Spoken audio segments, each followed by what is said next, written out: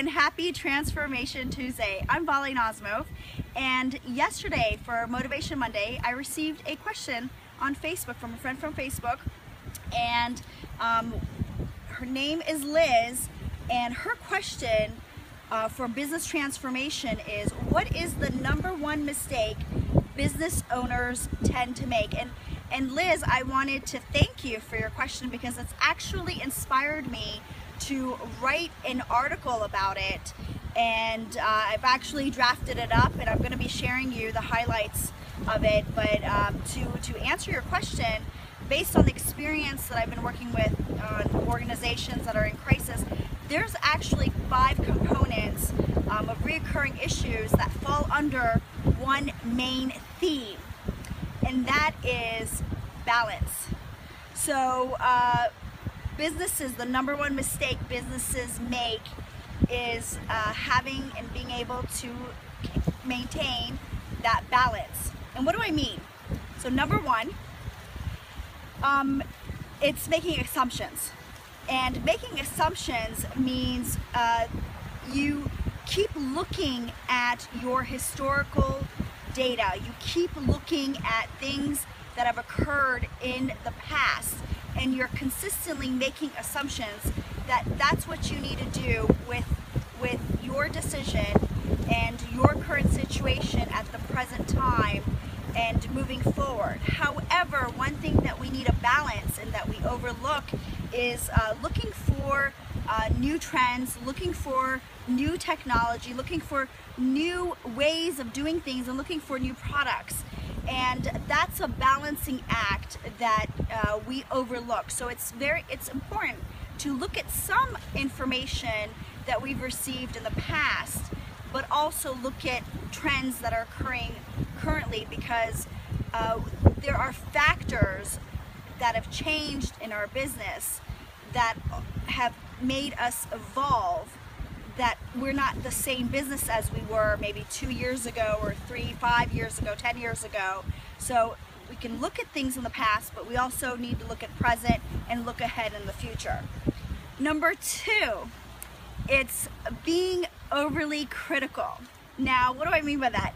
This is being overly critical with yourself as well as other people, your process. And it's good to be critical, but not overly critical. So sometimes you want to be critical to the point that motivates you and gets you going and helps you achieve certain things at your highest potential. But being overly critical, sometimes we tend to want to be perfectionists, and what that ends up doing is we tend to stop and we tend to halt in what we need to be doing, and being too perfectionist, we don't move forward in the pace that we need to be. For example, I'm doing a video right now. It's not 100% perfect, but I'm doing it. I'm taking action, I'm doing it. I'm being critical to consistently make improvements over time, but I'm not being critical as to constantly judge myself or hold myself back. I'm getting out here and I'm sending you a message. So that's #2. #3 is not listening. And that's not listening to yourself, your gut instinct, as well as not listening to the market, as well as not listening to your clients, to your partners, to your coworkers.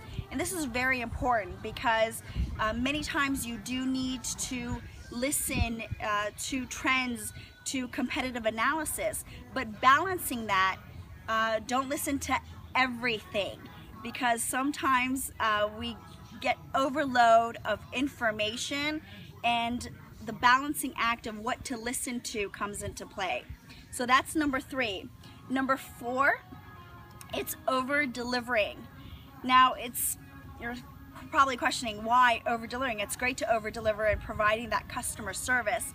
Yes, but at the same time, balancing it with making sure that you're in scope with the project and with the task at hand. You know, in corporate environments, it's very easy because they've got different departments. Like, for example, one department focuses on marketing, another department focuses on customer service, another one on service delivery. So they tend to be able to collaborate a little bit more effectively.